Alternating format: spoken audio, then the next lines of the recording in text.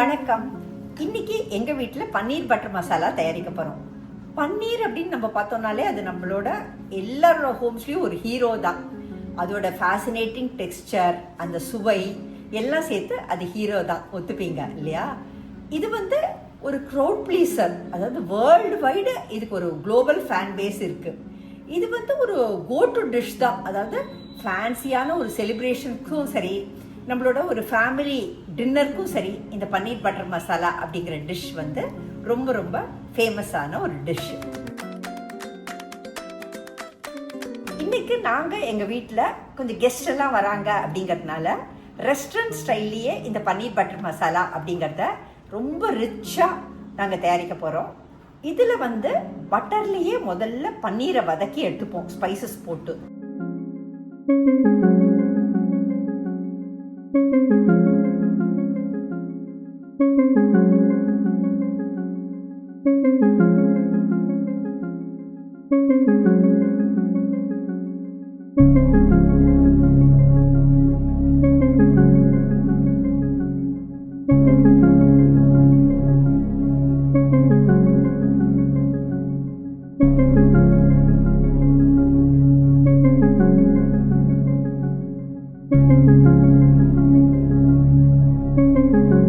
அதுக்கப்புறம் கேஷ்யூ சேர்த்து இன்னொரு கிரேவியும் வதக்கி எடுத்துப்போம்.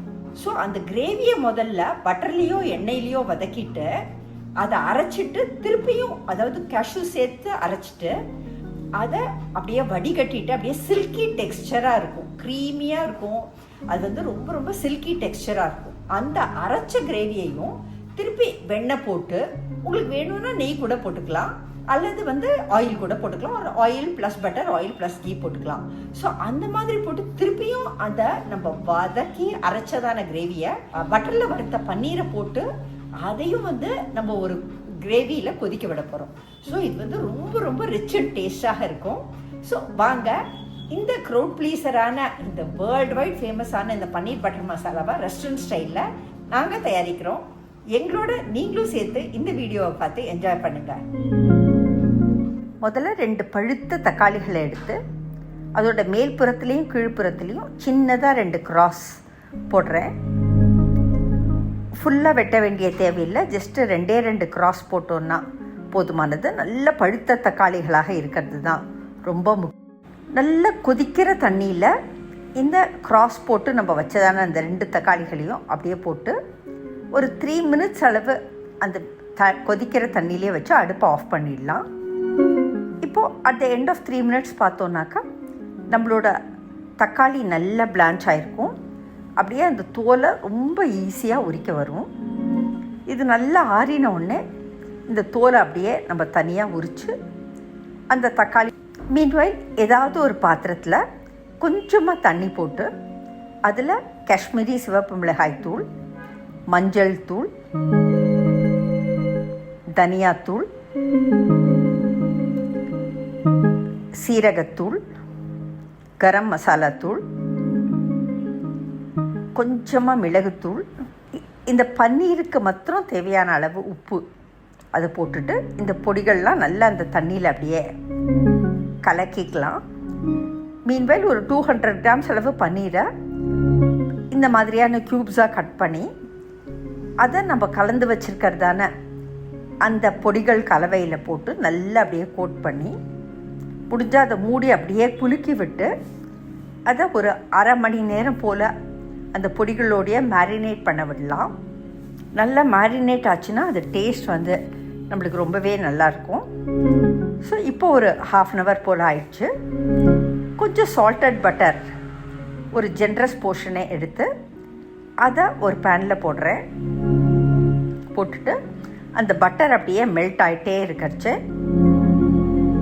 நம்ம பொடிகளில் மேரினேட் பண்ணதான அந்த பன்னீர் துண்டுகளை 1 by 1 அப்படியே அந்த பட்டரில் போடுறேன்.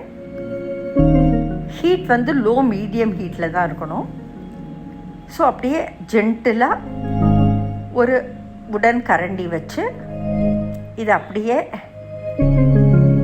ஒரு முன்னையும் பின்னையும் திருப்பி விட்டு அப்படியே எல்லா பொடிகளையும் அந்த பட்டரையும் அப்படியே அந்த பன்னீரில் இன்ஃப்யூஸ் ஆகிற மாதிரி நல்லா திருப்பி விடுறேன். இப்போ பாருங்கள், நல்லா திருப்பி விட்டாச்சு. இப்போ இந்த பன்னீர் துண்டுகளை நம்ம எடுத்து தனியாக வச்சிடலாம். அதே பேன்லேயே பட்டர் போடலாம். அந்த பன்னீர் வறுத்ததான பேன்லேயே நம்ம போடுறச்சே அந்த பன்னீரோட ஃப்ளேவர், அந்த பட்டர், அந்த ஸ்பைஸ் பவுடர்ஸோட ஃப்ளேவர் எல்லாமே கிடைக்கும். அந்த பட்டர் மெல்ட் ஆகிட்டே இருக்கச்சு இஞ்சி விழுது, பொடியாக நறுக்கிய பூண்டு, பொடியாக நறுக்கிய வெங்காயம், இது எல்லாத்தையும் போட்டு நல்லா வதக்கிக்கலாம். சிவப்பு மிளகாய்த்தூள், காஷ்மீரி சிவப்பு மிளகாய்த்தூள், மஞ்சள் தூள், தனியாத்தூள்,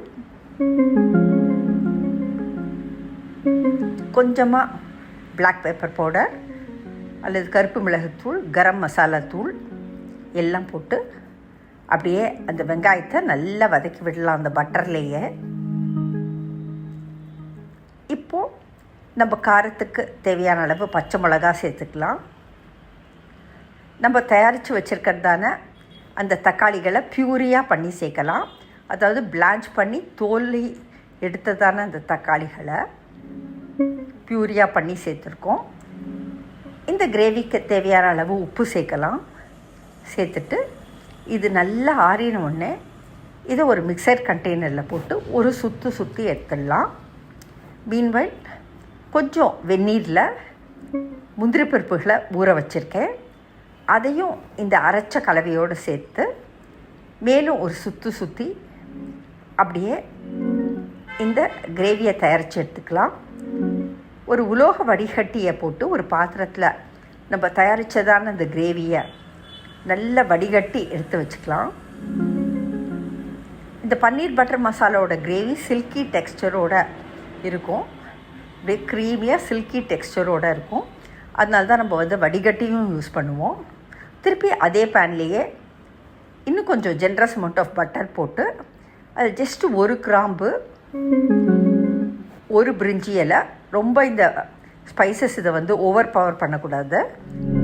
கொஞ்சமாக மசாலா தான், அதனால் ஒரே ஒரு சின்ன பட்டை துண்டு இதை போட்டு இது மூணுத்தையும் நல்லா பிரட்டிக்கலாம். இப்போ கொஞ்சமாக சோம்பு, கசகசா,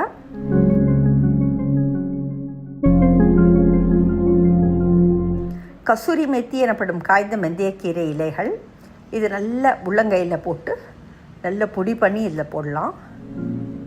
நல்லா அந்த பட்டர்லேயே இந்த ஹோல் ஸ்பைசஸை கொஞ்சம் வதக்கிட்டு அதில் நம்ம அரைச்சி வச்சுருக்கிறதான அந்த கிரேவியை போட்டு திருப்பியும் நல்லா அந்த பட்டர்லேயே ஃப்ரை பண்ணலாம். நல்ல ஒரு லோ மீடியம் ஹைட்லேயே நல்லா அது ஃப்ரை ஆன உடனே ஒரு 10 மினிட்ஸ் அளவு நம்ம பட்டரில் நல்லா வறுத்து வச்சுருக்கிறதான அந்த பன்னீர் துண்டுகளை போட்டு கிளறி விட்டபடி நல்லா ஒரு 10 நிமிஷம் போல் லோ மீடியம் ஹீட்லேயே கொதி விட்டு இறக்கி அது அப்படியே அந்த சர்விங் பவுலுக்கு நம்ம ட்ரான்ஸ்ஃபர் பண்ணி கொத்தமல்லி தழைகளை தூவி இறக்கினா ரெஸ்டாரண்ட் ஸ்டைல் பன்னீர் பட்டர் மசாலா தயார்.